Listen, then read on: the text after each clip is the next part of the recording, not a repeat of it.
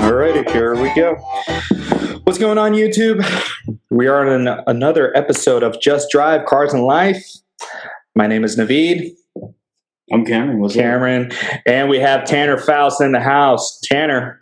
Thanks all for joining us. You've been holding on to that pun for a while, haven't you? I have been waiting to say that for a very long time. I'm sorry. It's all good. No worries. Yeah, but let's get to it. 10-time X Game medalist, right? Yeah, Jesus. Yeah, sounds like a lot, but yeah, they all happen pretty quick. Yeah, which one was the most favorite one to win? I think the first gold. The first one? Yeah, it was back when Rallycross in the X Games was still like rally. Mm-hmm. So you still had a co-driver with you. Mm-hmm. You still ran on gravel tires, whether it was pavement or dirt or whatever. Yeah. It was Colin McRae and Pastrana and Brian or Ken Block. Those three were my teammates the year before. And I kind of had a Group N car. They kind of had an open car the first year in 2006. Mm-hmm. And then the second year I had a full open car, went to a different team. So then I was racing against those guys, mm-hmm. and but in an even car that time, and it was good retribution to like get a gold that one. And it was also honestly, it was the courses were cool. Like we jumped into a stadium, like down like the stairs kind of a thing, did a big jump in the stadium, then back out, and then had like parallel courses through the parking lot. Mm-hmm. And we were all rally racing through the forest during the year. And then X Games was this like unique event that we all thought we were kind of being spokespeople for rally, which we loved. Mm-hmm. And so we loved X Games. You could introduce this sport of rally in a weird format and a cool track to totally new people. So we're all kind of bros in that respect. But yeah, 2007 gold with Chrissy Beavis, and we just didn't think we could do it. And then all of a sudden we were so far behind at the halfway point. We got to the finish and we won against Ken Block in the finals, and that was just awesome. Did Ken say anything once you guys won? Oh, we cheated. No, I'm just kidding. No, I'm going to tell that Ken after this podcast. No, it was like I don't remember, like, but we were all kind of just having a good time at it. And Ken, keep in mind, Ken at that time, he was like one of the guys that got X Games going as a mm-hmm. sponsor. So right. Now he's on the other side of the fence as an athlete or a driver competing in X Games. So he'd been around X Games a lot. He knew everybody there. He probably hired half the people that worked, behind the scenes. And but it was, bigger than life for me. So it was kind of we had two different probably perspectives on it. I see. Okay. That's fair, basically. Yeah. I mean, but then again, like, if you didn't go through those phases, or if you didn't go through those, matches, I guess, or challenges, you wouldn't be where you are today then. So you took all these risks and all this time. Every step's critical. Like, do you have kids? No. So if I have a daughter, I've got a 15-year-old daughter. Okay. And like every year just sort of prepares you for the next. Okay. And so like in a weird career like this motorsport, where I didn't come in really with anything, mm-hmm. money or experience or skill for that matter. So mm-hmm. It was every single thing prepared you for the next. Mm-hmm. And that's one thing Ken actually did used to say, is that he found it hard sometimes to compete with people in my position because mm-hmm. I was drifting, I was doing rally, I was doing movies, I was doing road racing and formula cars. I was doing all this stuff, and it was all practice for everything else, So I got mm-hmm. to spend time at the limit in something with four wheels on it, like mm-hmm. almost every weekend for a decade. So it was a huge amount of practice. Mm-hmm. And so Ken, who had like a real job, he was running DC shoes, and so he didn't necessarily get all that time, but mm-hmm. that every little step of the way was important for everything else. Well, I mean, like, I think when it comes to all this, what is the challenge though? Does it make sense? I mean, you're talking about, like you said, drifting, Formula One racing, rallying, cruising, like all this stuff. Like, there's got to be a challenge that makes you say, no, I still want to do this. I mean, besides the practice aspect, you're like, no, I need this challenge because of this. Like, what would that thing be because of your challenges? No, you gotta win. You want to win. And it's like, there's nothing like winning. It's awesome. Okay. And so it's a challenge to learn it. You have to love to be on the steep side of the learning curve, which I do. I recently got a pilot's license, I guess, maybe 6 years ago, and love that because that, it's like a whole new thing to learn. So you just got to learn, love learning stuff. And then you have to be realistic about how it works. We're humans. We don't there's no like built-in skills in a person as a driver. We have skills. If we do have built-in skills or innate skills, they're to run through the forest. They're to hide from things that have claws. Those are the things that we're like really evolved to do. We're not evolved to drive.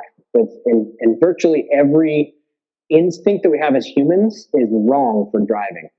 So these are things that you have to replace those bad instincts with proper technique. And you can only do that through muscle memory, practice, possibly making some mistakes.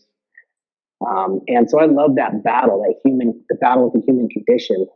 And I was a biology major in school. And so I've always loved that, physiology classes and all, and that study of, how we operate mechanically as creatures. And it doesn't fit well with driving. So you really have to make it fit by learning it and treating it as an actual sport or skill. And to add that, you said that, I think a lot of people had a tough time accepting, the X Games, the rally, even NASCAR to be considered as a sport. A lot of people are like, oh, no, NASCAR's not a sport. Are you kidding me? You're just driving the car. You're not doing anything like physically or mentally. You're just like, dude, you think it's really easy to drive at 200 miles an hour? You think it's even easy to drive at 100 miles an hour? I mean, come on, give me a break. I mean, the amount of stress that you're getting the night before or even during the racing, a tire can pop off. I mean, you could take the turn incorrectly. If you don't hit the apex right, your car is gone, or you're going to understeer a lot, you're going to oversteer a lot. So it's like, dude, you got to consider this as a sport, right? That's the challenge. I think that I guess in the general consensus would be that it doesn't seem like a physically exerting, like our drivers athletes.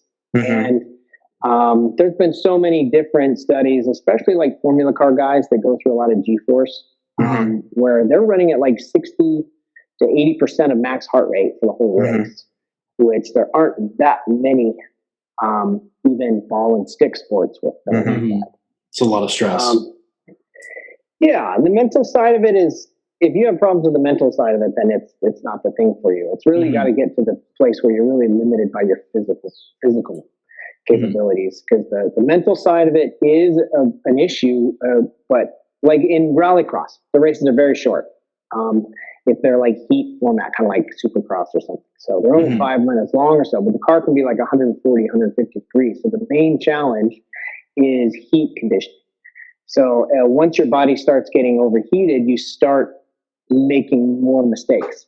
Your cognitive buffer shrinks, your natural instincts come to the surface easier because of a higher stress level. And as soon as you feel any adrenaline or feel anything like that, you've crashed already. So it's the whole point is to anti-adrenaline, to have complete control.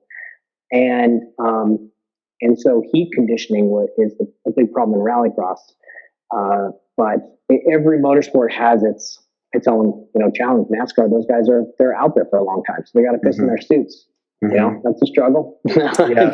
No, I'm just kidding. Sure. They're dealing with, incredibly long races. So staying focused. I mean, believe me, I bet it would be amazing to see at the top level of NASCAR what trainers and what nutritionalists have.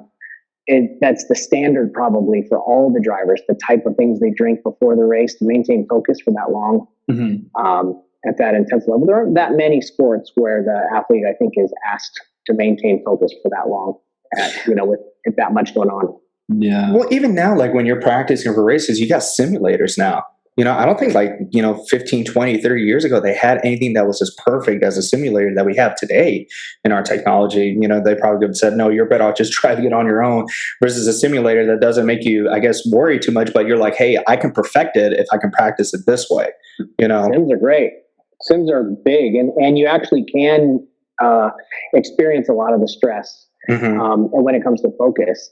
And in a race, you're never worried about crashing anyway, so that's the same as a sim. It's really just a focus. And but also sims for me more like I'm using a sim now because I'm doing Pikes Peak later this month. Nice. And the mountain, I haven't done that race for a long time since it's been paved. So there are some good sim software bits out there where you can drive it paved, and they're not perfect. And of course, Pikes Peak is up and high altitude, so it's really about the weather changes really quickly there. But you can learn the track and you can learn the rhythm and kind of braking marks, even getting some braking points. But yeah, so sims are super valuable, and I think you can create quite a bit of the mental exercise in a sim. Strangely, right?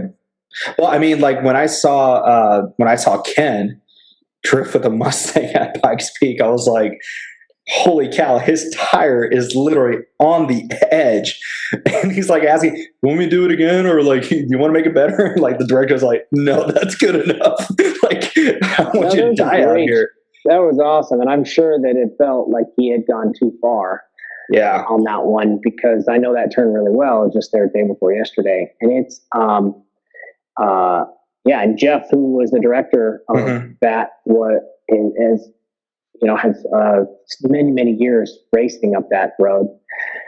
And in racing, when you're filming something, you're just doing one corner, it's one corner, get it right. But I've heard the story many times from Jeff about how committed that was. And I think Ken thought, probably maybe had a little bit less script than he thought for being the first run, and ended up going probably too big, but it worked out freaking amazing. And what an incredible shot that was. So I guess the beauty of having something unexpected is what makes it literally unexpected, because you're like, okay, I don't know how it's going to happen, but I'm going to try. And then you're like, first one, good to go, man. As long as the cameras are rolling, right? Right. then it's a good thing. If they're not rolling, then it's just a scary moment. So, why did you do the Double Dare loop? I'm just curious why.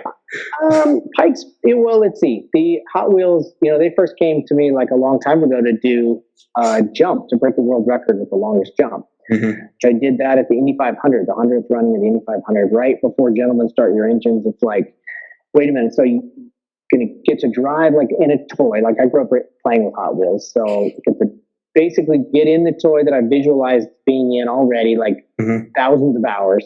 And then at the Indy 500 in front of 3 that we had done, and it was awesome. So then when they came back and said, hey, we're going to do the loop, we got Greg Tracy, who was a friend of mine, stunt guy, who I literally spent the last 4 days with in Colorado. And so we're still good friends. And they, and this one was different. I was like, okay, yeah, no, the loop, on Top Gear, they have a Top Gear Live on the UK show where this guy, Terry Leonard, where he does a bunch of like loops, small ones, but they're ellipses, like if you picture like a roller coaster, it goes up and then it does a tight little loop at the top and then it comes back down again. So it's not round, it's like an ellipse, right? So that minimizes the G when you're going fast. And when you're going slow, it tightens up, so it takes advantage of that slow bit, and that makes sense. But they're like, oh no, it's got to be like the toy, so it's going to be a perfect circle. And that's when I was like, this isn't going to work probably. Because it was like hitting a wall. It was 6.8 Gs straight down. Oh my gosh. Okay, that's one thing in a fighter plane, but in a car, that breaks suspensions like every single time you do that. Right. So we tested it 3 times. It broke stuff every time. And we're like, all right, we're just going to need to stop and just pack it up and then take it to LA and do it for real. So that's what happened. Oh, shit.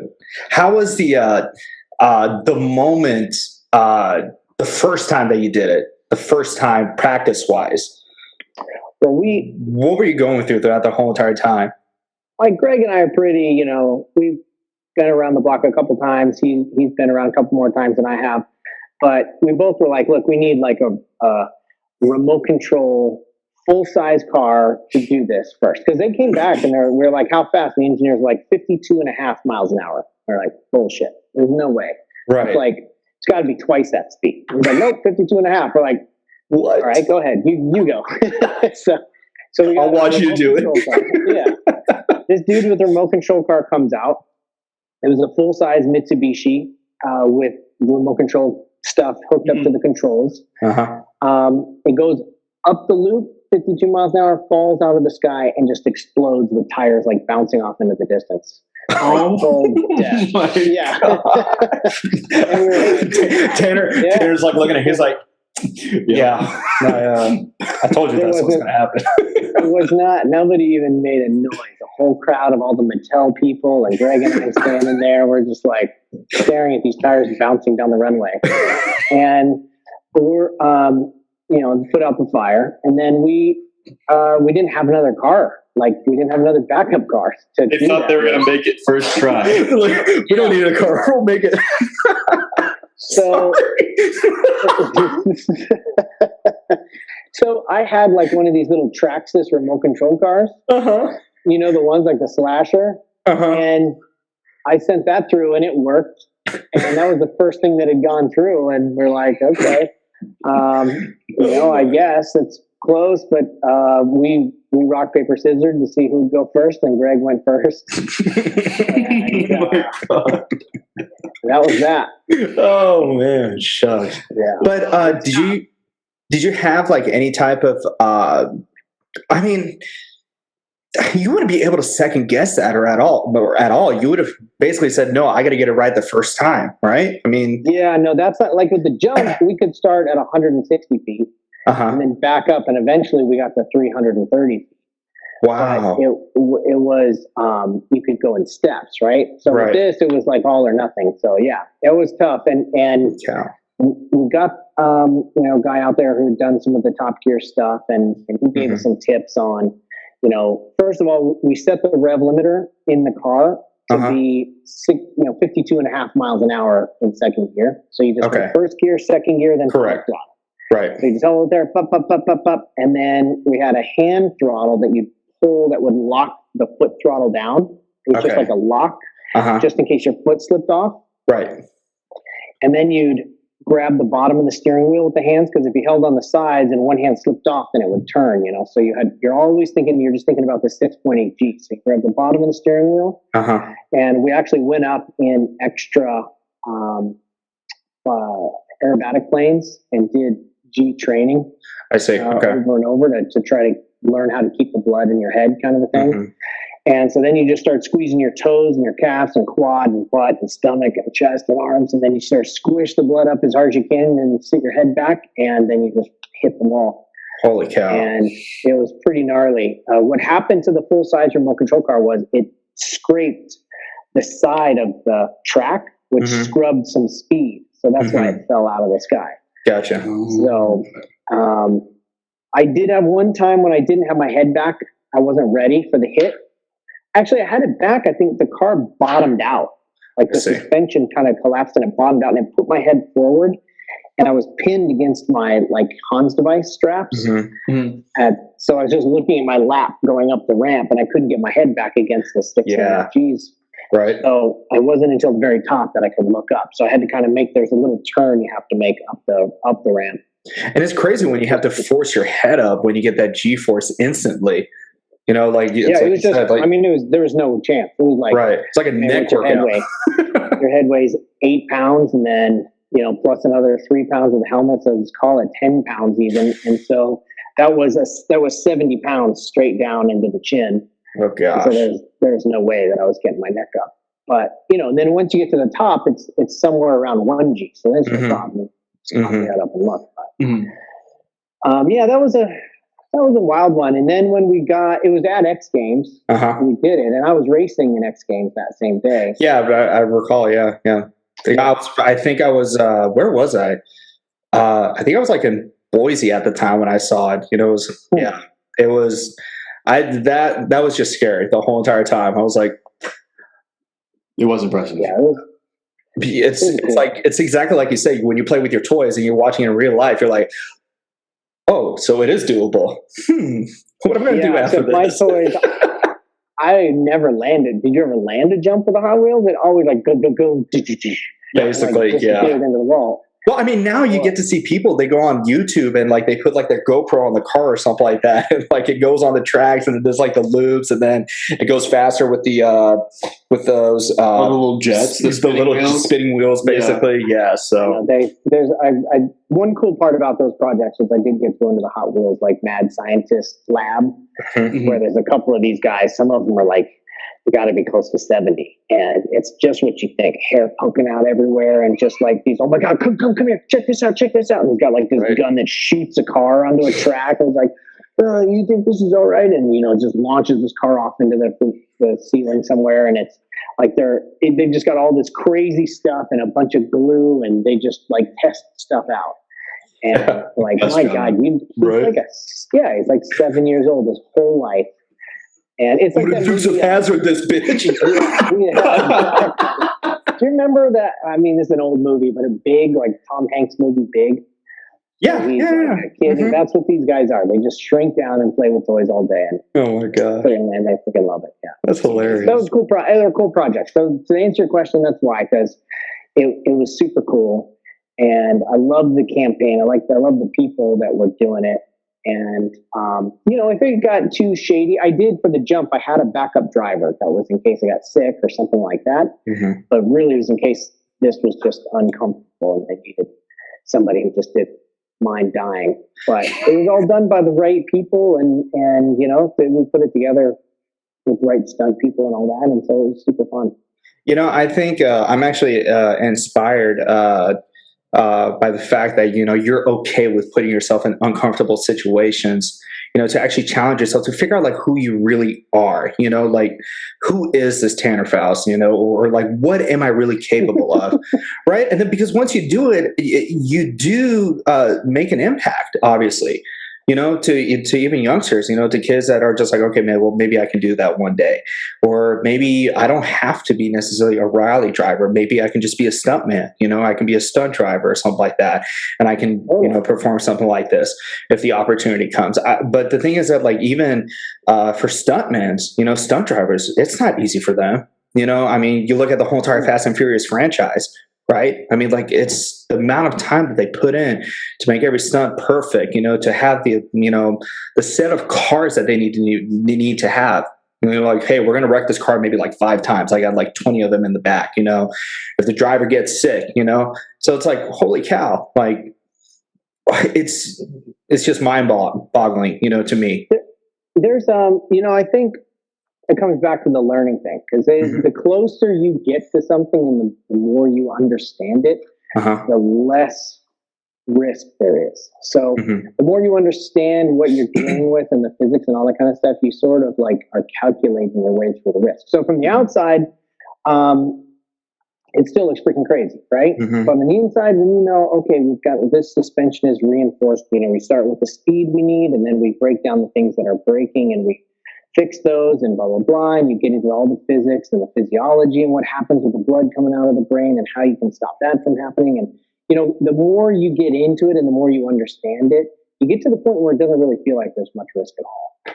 And when you do so many times, obviously, it just becomes. Yeah. Well, when you get your head around it, when you get into it. And with stunts, it is different. Like some of the Fast and Furious stuff I've done, the belts didn't necessarily work and they're just for show. You don't have a helmet on, you got a mohawk or something. So it's like those can be some of the more dangerous things. I think on Tokyo Drift, we did a bunch of drifting on this cliff edge that was on the backside of a dam with a Z and a Mustang. And then in the movie, they digitally made the cliff steeper.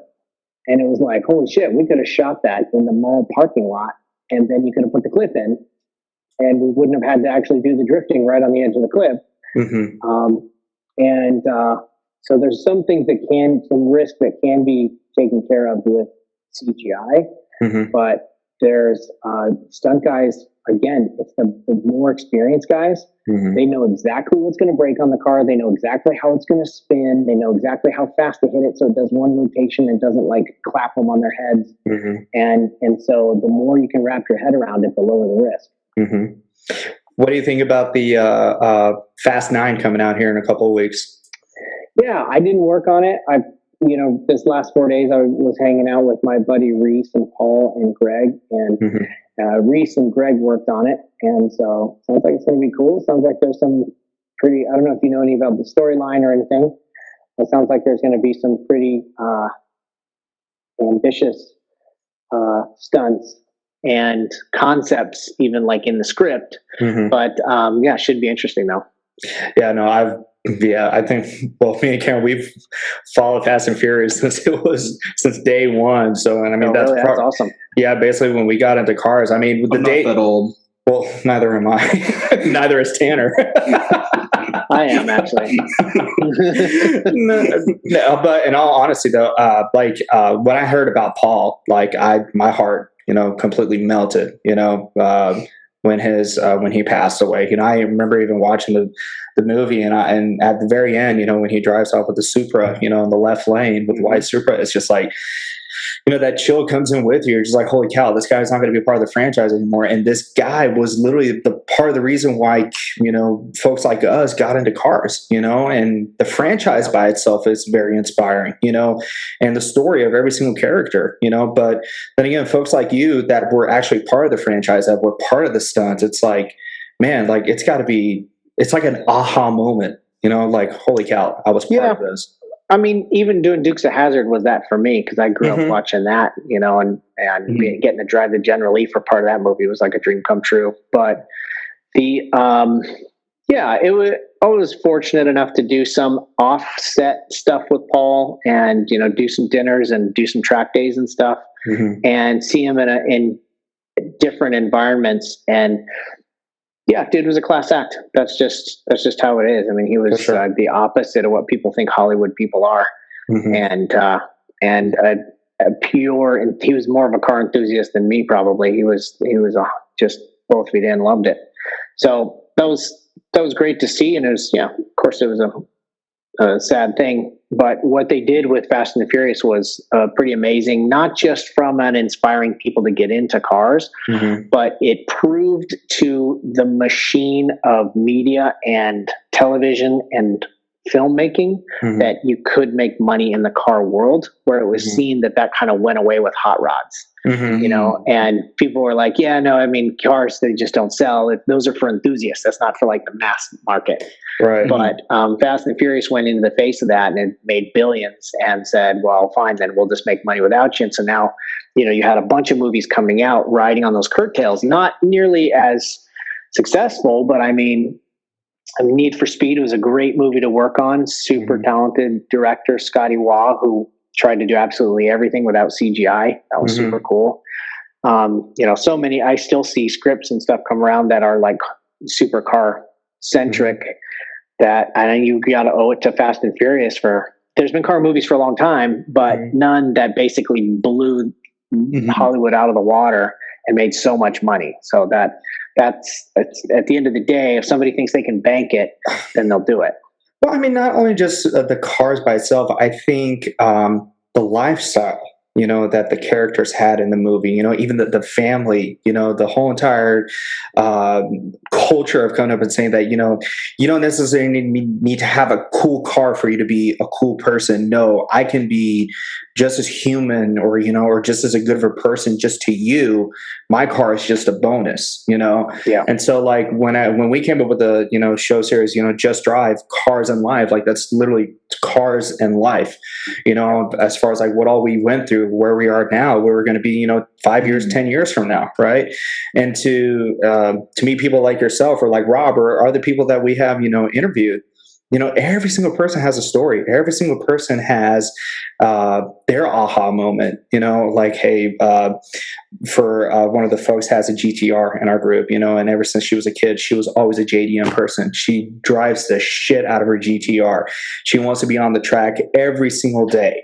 every single day, nonstop. And it's like, holy cow, like she comes to part of a couple of my cruises, but it's just like, hey, I'm going to do this rally like Dan in San Antonio. She's like, no, I'm going to be at the track. And you're like, son of a bitch, I wish you were part of this. Right. But you got to give them, all the glory, because that's how they want to be successful. That's who they are.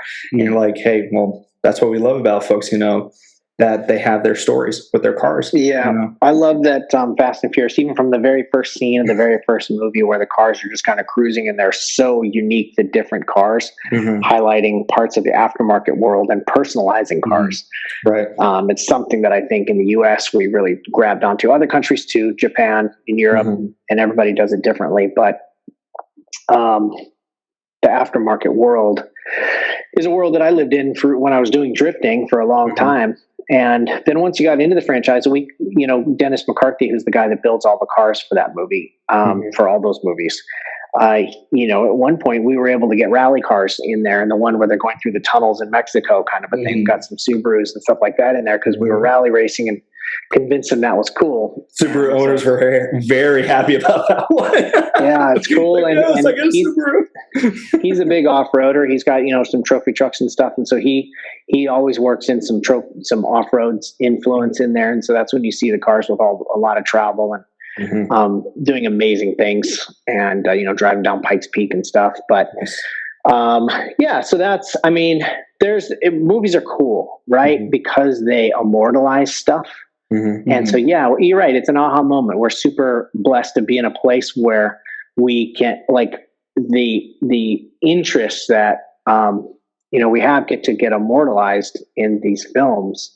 And there was a movie I was doing called Born Legacy, and it was filming in Manila. And there's this guy, Jojo, who is a fight coordinator. And I never even thought about this, but you kind of brought up the cars but with fighting, he was like that. So he's the one that trains the guys like in all the Bourne movies and probably Spider-Man and Batman and stuff like that. I mean, I don't know if he did those, but he's kind of a close hand-to-hand combat guy. And so these people that teach, what is it? Stick fighting? Do you know what it's called? On Sai or something like that. Sorry. No. Terrible that I don't know that, but we were in Manila, and in the Philippines, there was one grandmaster left of this style of fighting, who Jojo is the guy who can immortalize it, So their martial art can stay alive through film. And so they make him a master by training 3 hours a day. He was there for like 3.5 months, training 3 hours a day to become a master of this. And then you see that style of fighting coming out in movies, or you see that fighting where, they scissor kick and flip a dude from the head. Like, that's a style that somebody convinced a fight coordinator to come train. And now you see that in movies all over the place. And so with styles of driving and kind of, drifting or rally or off-road or whatever, it's the same thing. Like, people in this culture of that part of motorsport or that aftermarket part of the industry push to try to get that in the movies. And when it's in the movies, it's immortalized and it's awesome. It's exposed to so many people. And it's a cool part about movies. And that's really the long-term effect, I think, of like Fast and Furious and stuff, is that it sampled several different parts of the automotive enthusiast world, including the lifestyle, like you said, and showed it to people that otherwise would never have been exposed to that. And some of them will like it and get into it, but they at least understand it a little more. It's cool. The fact that somebody's going to watch it at the end of the day, and it's just going to make them wonder, okay, well, what's going to happen after this? Or what's the idea for this? All the cars, why do so many people like R34 GTRs now? Why do so many people like the R35 GTRs? Why do people like the Chevelle SS or the Hellcats? Basically all the cars that you see in Fast and Furious, people are just like, no, I want that specific car. I want to build it like that, It's just like, okay, well, good stuff. Lots of there's definitely a watch it on the movies on Sunday and buy it on Monday. For sure. Going on. You're right. So if there is one car that you could pick, okay, one car in terms of performance and handling, I'm not talking about racing, I'm just having it as a daily driver, what would it be? As a daily Like if you knew that you could drive to Alaska tomorrow morning. Oh, well, that's different than... That's a whole different story. It doesn't matter. Like, I was I'm curious. sitting on my ass in this thing for 40 hours. No, I've always... I mean, I grew up liking Porsches. I have literally in my house in the second floor. Is it GT3? Is it GT3? I do have a GT3. Okay. Which I love. It really is a great car. Every single person that we talk to basically says it's either a GTR or Porsche GT3, you know, so I mean, like, the GT3 it's strangely, I mean, I have a 912E upstairs, which is like the slowest Porsche ever made, but my dad bought it when I was 3 and I grew up with it and eventually bought it off of him. But so I've always kind of had those in my blood. I've had a bunch of different types of cars, but the car that I got to work with in films and in TV that I think I would say is probably my favorite car of all time is a Carrera GT, which is the same kind of car that Paul Walker died in. But it was there was just one guy that had one who loved being on TV, and he any chance he got, he'd give us the car. I drifted it up so many different canyon roads and took it to Texas for like a Texas mile run type thing. And then, I mean, we shot maybe 6 or 7 different shows with this car, but it was something that was just like a go-kart. It was before traction control and stability control stuff. It didn't have any of that on there. It was a V10, sounded like a friggin' Formula One car, but, it was just a very visceral. As soon as you got into it and you slid it around, it was like you owned it for years. It was just an awesome car. Wow. Yeah, this was really interesting. We had a Porsche event a month ago, and one of the folks brings a Carrera GT in, and I'm just like, I look at the driver, and I'm like, this driver looks so familiar. And he gets out of the car, and I'm like, son of a bitch, I went to high school with this guy. And I'm like, yo, dude, I'm like, that's your Carrera GT? He's like, well, yeah, but it's technically my dad's. And I'm like, okay, all right. And it turns out they brought their whole entire lineup. And I remember back in high school, his dad like had this big pharmaceutical company and or a big time company or something like that. He sold it and then got into classic cars. And then look at the Carrera GT, you're just like, all right, I guess I want that in my lineup too. So yeah, no, there's a stunt guy that was like looking at houses and this and that, and I'd just been driving this Carrera GT for a while at this point, and he's like, yeah, I've got this money burning a hole in my pocket. I needed thinking about getting a house and which great investment. I was like, honestly, dude, you should get a Carrera GT. It was like $400,000. He's like, just what? do it. I'm like, financial he's advice. like, I'm telling you. Yeah. I was like, there's a rumor that there's going to be a new version coming out. It's like, so that's just going to make this one more valuable. There's, it's one of the last great, it's, naturally aspirated V10. Porsche's never going to do that again. They're all turbos and going that route, this and that. Everybody knew that even, 10 years ago. And, so he did it. He bought it. I was like, in 10 years, this is going to be $1 million car. And that's way quicker than a house is going to appreciate. And he bought it, and in 2 years, it was worth $1 million. Yeah. And he bought another one. Holy cow. Yeah. He bought another one? Yeah, he bought another one at some amount on the way up. But so it's just you can like collect your cars crazy. Like people always say Jay Leno's made way more money in his cars than on TV. And you have to believe that with the one-offs that he has. Yeah, him, Gabriel Iglesias that owns like pretty much every VW old school bus, or minivan. Yeah, he's I didn't even know he liked cars, and he had a YouTube show, and literally he's got a warehouse filled with old school VW buses. And he's like, if I find one, I want to buy it. Like, no questions asked. You're just like, okay. You got to wonder what happened when he was like 15 in a Volkswagen bus. Well, not necessarily in his defense, but there is special. There is like a 2-minute show in his comedy stand up. He was like, I bought a Beetle, not even thinking. It's just like, okay, tell me the rest. And it's a funny story. If you look it up online, like you'll see it on there. Okay, I'll check it out. Yeah, it was just wow. So one thing I forgot to bring up is that we're in aviation. You're in aviation too. Yeah. So that's awesome. How'd you get into it? Long story short, my grandfather was in aviation for about 37 years in the Middle East. And once I got done playing college football, I packed my bags, came back to Texas, and basically I just sat down and I was like, talking to my dad. I was like, hey, like, what did you want to be when you grew up? And he was like, well, I want to become a pilot. And but my grandfather at the time didn't have the money for the tuition to go to flight school. It was super expensive back then, apparently. And I was like, it still is, yeah. And I just told myself, like, I want to do something that, not making it sound bad, but I just want to do something that my dad couldn't do, and continue my grandfather's legacy. Ended up getting a bachelor's degree in aviation logistics. Got my dispatch license.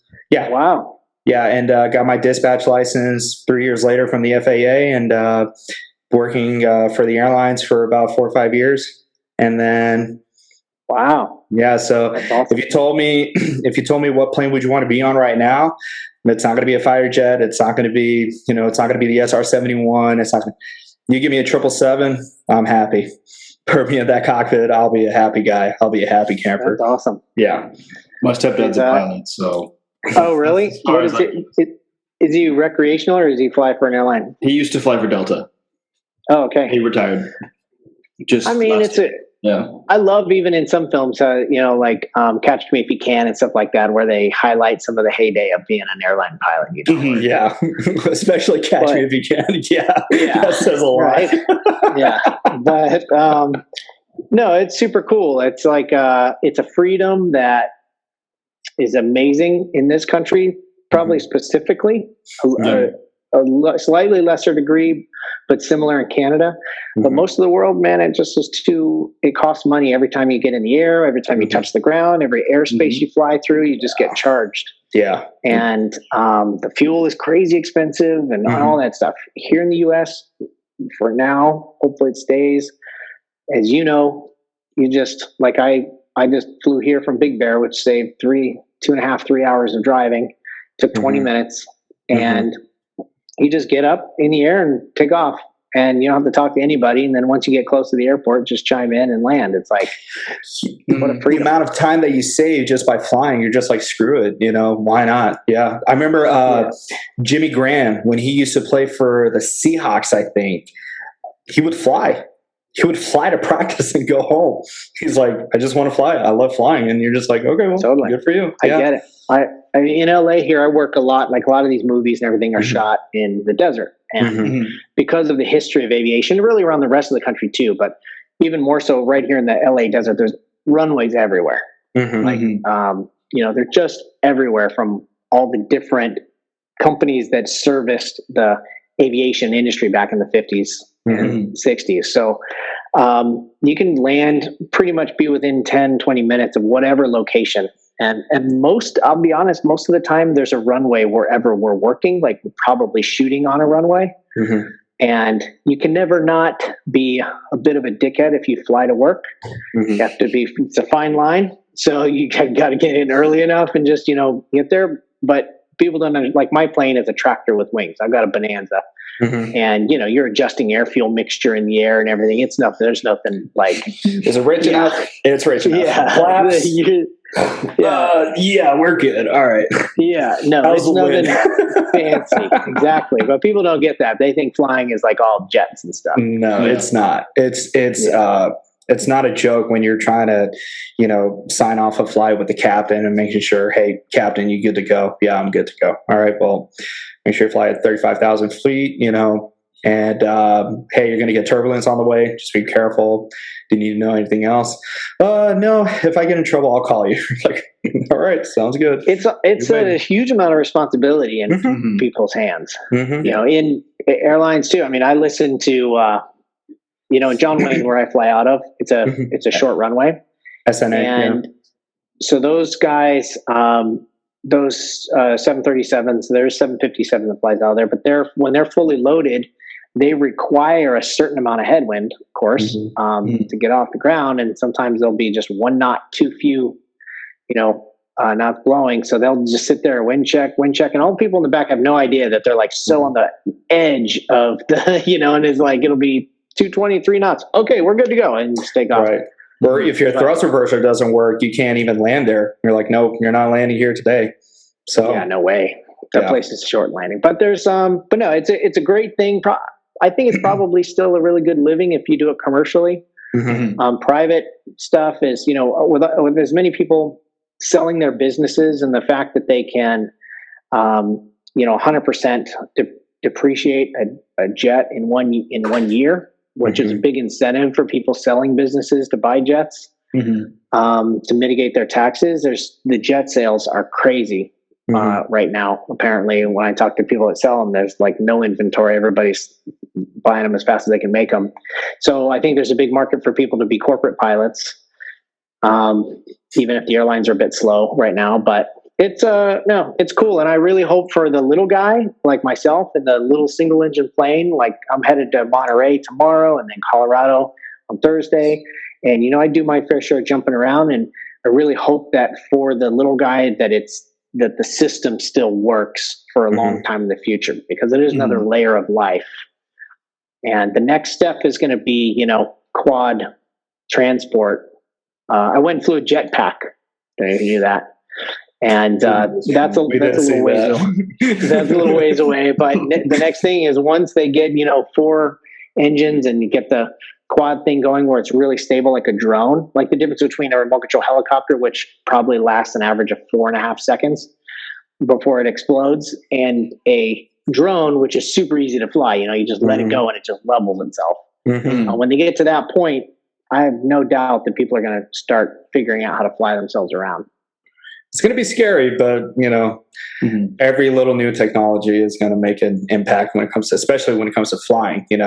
Like Cat 2, Cat 3 fly. Like you got this screen in front of you that tells you, okay, I know you're flying in the fog, but the runway is literally right there, and you can land it. It's just like, okay, well, how much did that cost?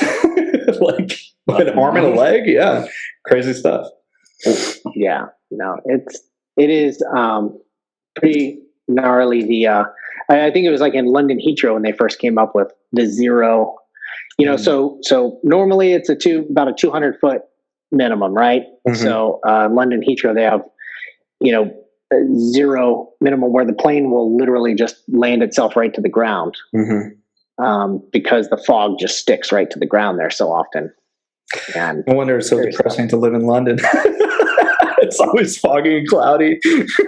There's even like general aviation planes now. They have Garmin and stuff has these things where you just push a go home button, and it will on the bigger jets, it will communicate. It'll do the radio calls for you. It will land the plane for you. It'll find the closest airport that has the right runway length and everything, and literally do the calls on the radio.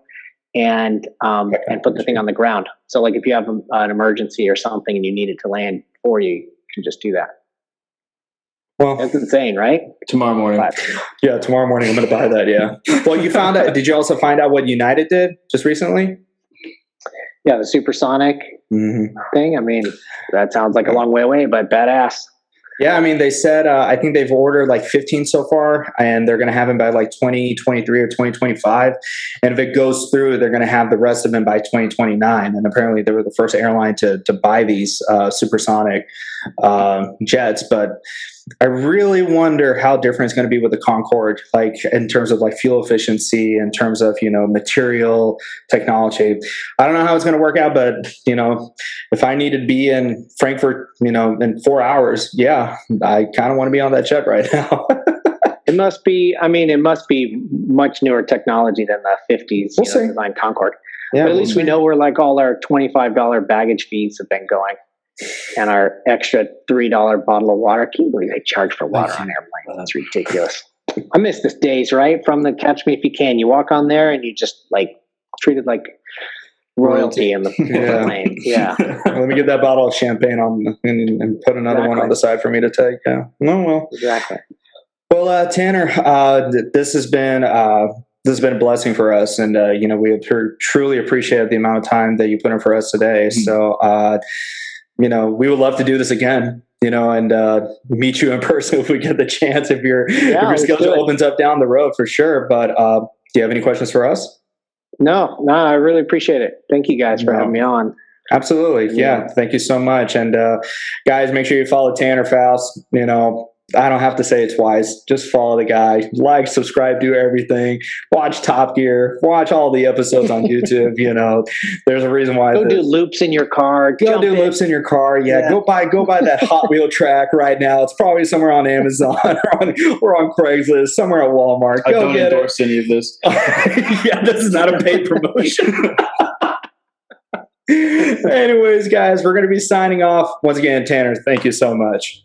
Hey, thank you guys. Appreciate it. Alrighty, take care. Rest of the day. Bye-bye. You too.